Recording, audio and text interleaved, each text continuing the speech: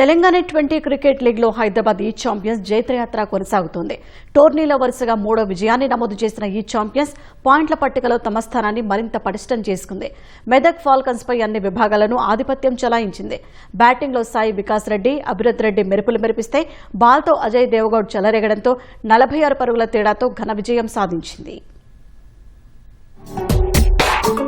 T20 league లో హైదరాబాద్ ఈ champions hat trick victory సాధించింది. తొలుత టాస్ ఓడి బ్యాటింగ్ కు దిగిన హైదరాబాద్ ఈ ఛాంపియన్స్ ఆరంభంలో ఆచితూచి ఆడిన తర్వాత ప్రత్యర్థి బౌలర్లపై విరుచుకుపడింది. ఓపెనర్లు అభిరత్ రెడ్డి, సాయి వికాస్ రెడ్డి తొలి వికెట్ కు 117 పరుగుల భారీ భాగస్వామ్యం నెలకొల్పి జట్టుకు బలమైన పునాది వేశారు. అభిరత్ కేవలం 27 బంతుల్లో 59 పరుగులతో మెరిస్తే సాయి వికాస్ రెడ్డి 48 బంతుల్లో 93 పరుగులు చేసి శతకాన్ని త్రుటిలో చేజార్చుకున్నాడు. చివర్లో గణేష్ గడుగు 7 బంతుల్లో 22 పరుగులతో మెరుపు ముగింపు ఇవ్వడంతో హైదరాబాద్ ఈ ఛాంపియన్స్ నిర్ణీత 20 ఓవర్లలో 8 వికెట్లకు 240 పరుగుల భారీ స్కోరు సాధించింది.